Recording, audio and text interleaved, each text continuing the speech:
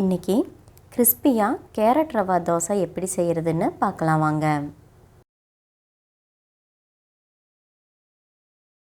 Hi everyone, welcome to Y2K சமையல்.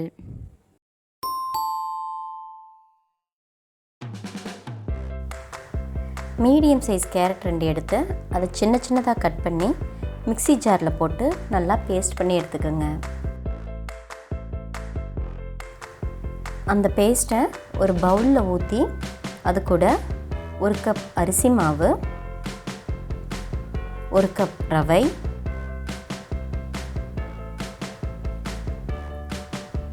தேவையான அளவு உப்பு ஒன்றா சேர்த்து நல்லா கலக்கிக்கங்க.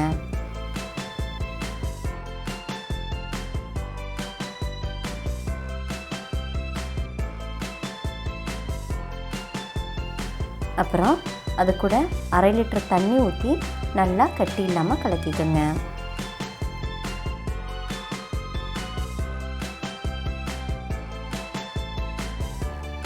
அது கூட ஒரு பெரிய வெங்காயம் பொடிசாக கட் பண்ணது, 1 டீஸ்பூன் ஜீரகம், 1 டீஸ்பூன் இஞ்சி,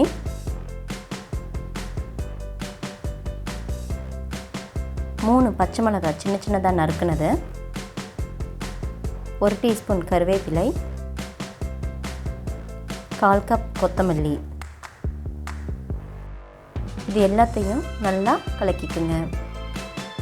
இந்த சேனலுக்கு நீங்கள் இதுதான் ஃபஸ்ட் டைம்னா சப்ஸ்கிரைப் பண்ணுங்கள். மறக்காமல் பக்கத்தில் இருக்க பெல் ஐக்கனையும் கிளிக் பண்ணுங்கள். திரும்பவும் அது கூட 1/4 லிட்டர் தண்ணி ஊற்றி நல்லா கலக்கி 1/2 மணி நேரம் ஊற வச்சிடலாம்.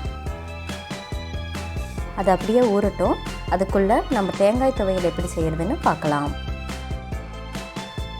ஒரு மிக்ஸி ஜாரில் தேங்காய் 1 மூடி சின்ன சின்னதாக கட் பண்ணது, பச்சை மிளகாய் 2, சின்ன வெங்காயம் 4, புளி கொஞ்சமாக, கொத்தமல்லி தேவையான அளவு, உப்பு தேவையான அளவு எல்லாத்தையும் ஒன்றா சேர்த்து கொரகொரப்பாக அரைச்சி எடுத்துக்கோங்க.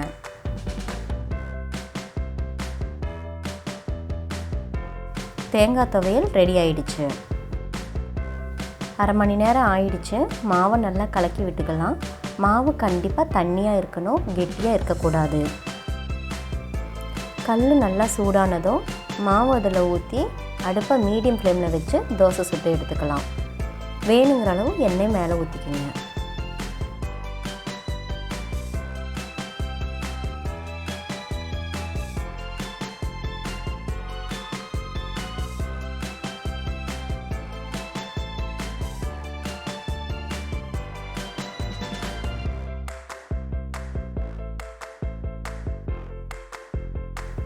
பாருங்கள், ரொம்ப கிறிஸ்பியாக தோசை வந்திருக்கு. அவ்வளோதாங்க, கிறிஸ்பியான கேரட் ரவா தோசை ரெடி ஆயிடுச்சு. நீங்களும் உங்கள் வீட்டில் இந்த ரெசிபியை ட்ரை பண்ணி பாருங்கள்.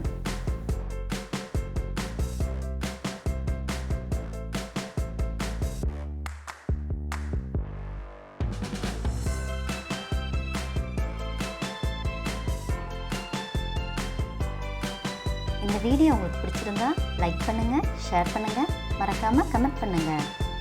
தேங்க்யூ.